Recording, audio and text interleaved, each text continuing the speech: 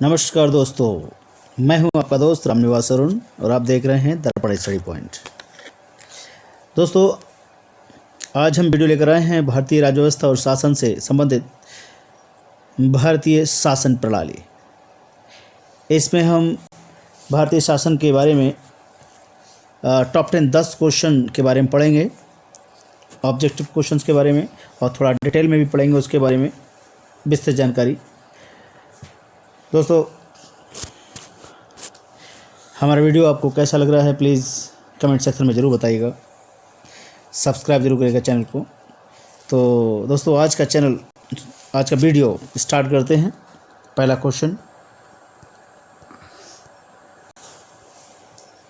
Question है कि भारत में राजनीतिक सत्ता का प्रमुख स्रोत क्या है। ऑप्शन है संसद, संविधान, राष्ट्रपति या जनता। तो आपका आंसर हो जाएगा जनता। जनता ही सर्वोपरि है हमारे भारतीय गणतंत्र में। तो भारत में दोस्तों राजनीतिक सत्ता का जो प्रमुख स्रोत है वो क्या है? जनता ही है। जनता ही सब कुछ है, जनता ही मालिक है, जनता ही चुन के लाती है प्रतिनिधियों को। क्योंकि भारत का जो संविधान है वो शुरू ही होता है हम भारत के लोग, we are the people of India. साथ ही भारत एक लोकतंत्रात्मक राज्य भी है, लोकतंत्रात्मक, ठीक है, रिपब्लिक। मतलब ये हुआ कि भारत में राज्य सत्ता जो है वो जनता में ही निहित है। जनता ही सर्वोपरि है।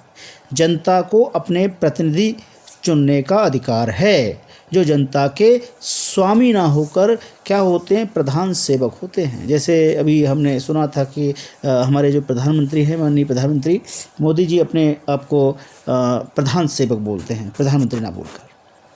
ठीक है दोस्तों, तो राजनीतिक सत्ता का जो प्रमुख स्रोत है वो क्या है? जनता में निहित है। दूसरा क्वेश्चन देखते हैं। निम्नांकित में से कौन सा एक भारतीय संविधान का दर्शन नहीं है? ऑप्शन है साम्यवादी राज्य, बी कल्याणकारी राज्य, सी समाजवादी राज्य या डी राजनीतिक समानता। तो इसमें ऑप्शन ए जो है साम्यवादी राज्य जो है भारतीय संविधान का दर्शन नहीं है। क्यों नहीं है? क्योंकि भारतीय संविधान में कल्याणकारी राज्य की कल्पना की गई है, समाजवादी राज्य की कल्पना की गई है, राजनीतिक समानता या न्याय की बात की गई है, पंथ निरपेक्ष सेकुलरिज्म की बात की गई है, किसी राज्य का कोई धर्म नहीं होगा, ठीक है, और लोकतंत्रात्मक गणराज्य जो है आदि दर्शनों को मतलब अंगीकृत किया गया है। लेकिन साम्यवादी राज्य के जो दर्शन का वो उल्लेख संविधान में हमारे नहीं किया गया है। समाजवादी राज्य और राजनीतिक समानता यानी न्याय का उल्लेख हमें अपने प्रियम्बल यानी प्रस्तावना में मिला है। और कल्याणकारी राज्य का जो दर्शन है वो संविधान के भाग 4 में आप देख सकते हैं। और राज्य के जो नीति निर्देशक तत्व हैं, डीपीएसपी जिसे बोलते हैं, उनके अंतर्गत उसमें समाहित हैं दोस्तों। तो इसका आंसर हो जाएगा साम्यवादी राज्य जो है हमारे भारतीय संविधान का दर्शन नहीं है। तीसरा क्वेश्चन देखते हैं दोस्तों।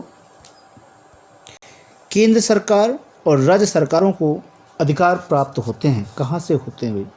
ऑप्शन है भारत के प्रधानमंत्री से, बी भारत के राष्ट्रपति से, सी भारतीय संविधान से या डी भारत की संसद से। ठीक है दोस्तों,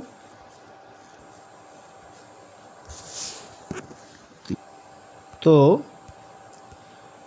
तीसरा क्वेश्चन का जो आंसर हो जाएगा दोस्तों भारतीय संविधान से। ऑप्शन सी भारतीय संविधान से।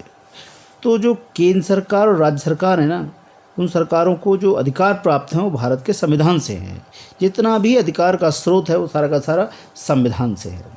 तो संघीय शासन प्रणालियों के जो उसी के अनुरूप केंद्र और राज्यों के जो बीच है वो विधायी या प्रशासनिक और आर्थिक जो पावर्स हैं उनका जो सेपरेशन है, विभाजन है, वो संविधान में किया गया है कि राज्य के अलग अधिकार होंगे, केंद्र सरकार के अलग होंगे, ठीक, जिनका जो विस्तृत वर्णन जो है संविधान की 7वीं अनुसूची में रखा गया है।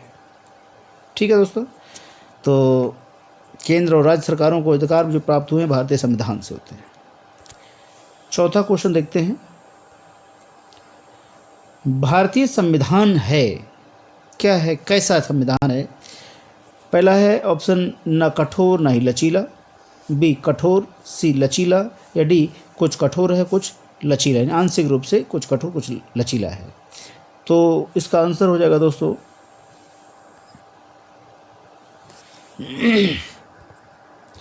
तो इसका आंसर हो जाएगा दोस्तों कुछ कठोर कुछ लचीला। तो भारत का जो संविधान है वो कठोर और लचीले का एक मिला जुला मिश्रण माना जाता है। तो हम ये कह सकते हैं कि अंशतः कठोर अंशतः लचीला संविधान है। तो इसमें जो उपबंध किए गए हैं सरकार द्वारा, संसद द्वारा, साधारण बहुमत से ही संशोधन किया जा सकता है, जबकि कुछ प्रावधान हैं जो स्पेशल संशोधन जो हैं वो आर्टिकल 368 के अधीन, मतलब 2/3 मेजॉरिटी के साथ बहुमत से इसकी आवश्यकता होती है। और साथ ही कुछ अन्य जो संशोधन हैं उनके लिए संसद के विशेष बहुमत की ज़रूरत होती है, अतिरिक्त आधे से ठीक है अधिक राज्यों का मतलब समर्थन आवश्यक होता है। चलिए 5वां क्वेश्चन देखते हैं दोस्तों। भारतीय संविधान के बड़ा होने का क्या कारण है? अन्य देशों से जो भारतीय संविधान है वो काफ़ी बड़ा है, तो इसका क्या कारण है? ऑप्शन है ये एक बड़े देश के शासन से संबंधित है, ऑप्शन बी ये संघ तथा राज्य सरकारों का संविधान है, ऑप्शन सी इसमें अनेक संविधानों के अनुभव समाविष्ट हैं, या ऑप्शन डी इसमें विस्तृत प्रशासकीय प्रावधान हैं। ठीक है दोस्तों, तो इसका जो आंसर हो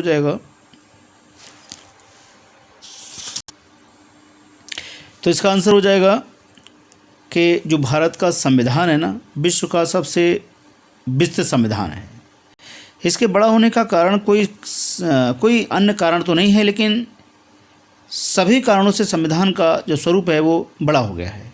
ये जो चारों दे रखे हैं इसमें सभी से एक हिसाब से देखा जाए, सभी को मिलाकर, तो कोई भी विकल्प इसमें सत्य नहीं है दोस्तों, बल्कि सभी मतलब कोई भी विकल्प सत्य नहीं कह सकते, बल्कि सभी सत्य हैं। मतलब एक सही नहीं हो सकता, इसमें सभी सही हो सकते हैं। तो इसमें क्या हो जाएगा, ये ऑल हो जाएंगे। ठीक है, एक को नहीं कह सकते हम, सभी को हो सकते हैं, यानी ए भी हो जाएगा, बी भी हो जाएगा, सी भी हो जाएगा, डी भी हो जाएगा। एक कारण नहीं हो सकता बड़ा होने का। 6वां क्वेश्चन देखते हैं दोस्तों।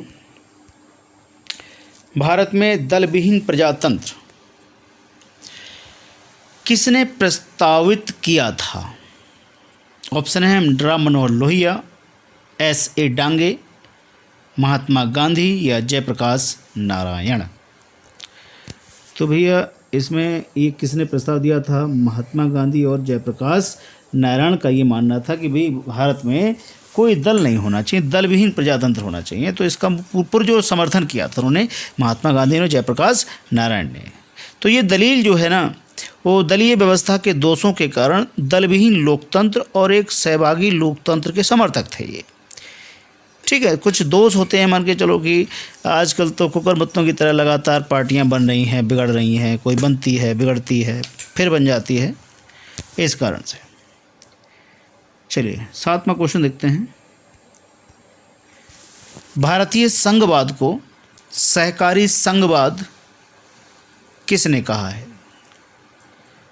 ऑप्शन है आपके sir Ivor Jennings, K.C. Wear, D.D. Basu या G. ऑस्टिन।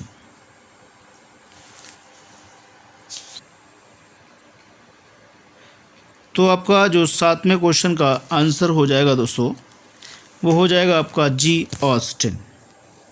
G. ऑस्टिन। भारतीय संघवाद को सहकारी संघवाद कहा इन्होंने। तो भारतीय संविधान का जो नेचर है वो संघवाद है या एकात्मक बोल सकते हैं, यूनियन टाइप का। तो इसके संबंध में विद्वानों में मतलब कंट्रोवर्सी है।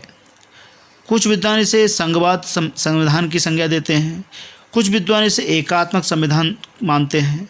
तो G. ऑस्टिन जो मानते हैं वो ये मानते हैं कि भारत का संविधान है वो सहकारी परिसंघीय संविधान है, जबकि K.C. वियर जो है वो ये मानते हैं भारत का संविधान अर्धसंघीय है, हेमी यूनियन बोल सकते हैं। 8वां क्वेश्चन देखते हैं दोस्तों। निम्नांकित में ये किसका कथन है कि संविधान को संघात्मकता के तंग ढांचे में नहीं ढाला गया है। ठीक है, ऑप्शन है आपके ए K Iyer, K M Munshi, D D Basu या बी आर अम्बेडकर। तो इसका जो आंसर हो जाएगा दोस्तों हो जाएगा B R Ambedkar. Doctor B R Ambedkar ने ऐसा एक्सेप्ट किया था कि संविधान का जो ढांचा है तो संविधान को संघात्मक के तंग ढांचे में नहीं डाला गया है तथा एक यूनियन टाइप का एकीकृत और संघात्मक यानी दोनों तरह का है। ये ड्राफ्टिंग कमेटी के अध्यक्ष थे डॉक्टर बी आर अम्बेडकर। नमा क्वेश्चन देखते हैं दोस्तों, निम्नलिखित में से कौन सा एक दिन, दोस्तों ये थोड़ा मिसप्रिंट हो गया है, इसका जो एक्चुअल में मतलब मीनिंग है तो कह रहा है कि निम्नलिखित में से कौन सा एक चिंतक होगा, ठीक है, लोक प्रशासन तथा निजी प्रशासन में समानताओं का समर्थक रहा है।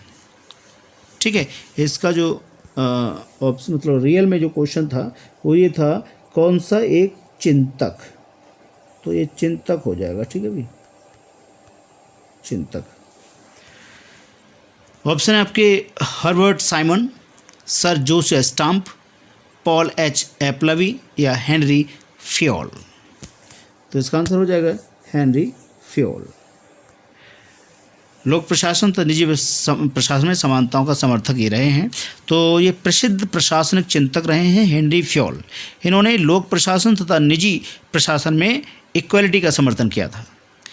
ये कहते हैं कि अब हमारे सामने अनेक प्रकार के प्रशासन विज्ञान नहीं है, लेकिन केवल एक ही प्रशासन है जिसे पब्लिकली और प्राइवेट तौर पर मामलों में समान रूप से उपयोग में लाया जा सकता है।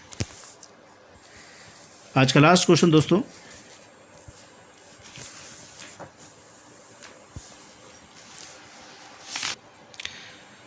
लास्ट क्वेश्चन है कि सर्वप्रथम संसदात्मक सरकार किस देश में आरंभ की गई। ऑप्शन है फ्रांस में, बेल्जियम में, ग्रेट ब्रिटेन में या स्विट्जरलैंड में। तो इसका आंसर हो जाएगा great Britain, UK, United kingdom. तो अगर हम प्रेजेंट टाइम की बात करें तो संसदात्मक शासन का जो एक स्ट्रक्चर है जो कि अधिकांश देशों में ट्रेंडिंग में है, तो सबसे पहले जो ग्रेट ब्रिटेन है यूके में मतलब इससे स्टार्ट हुआ था। तो एक पुष्पंत पंत हैं, इन्होंने अपनी एक पुस्तक है जिसका नाम है विश्व का इतिहास, हिस्ट्री ऑफ वर्ल्ड। इनमें इस पूरी तरह से क्लियरली लिखा है कि ब्रिटेन में संसदीय प्रणाली का जो स्टार्टिंग हुई थी संसार के किसी भी देश से पहले हो गया था।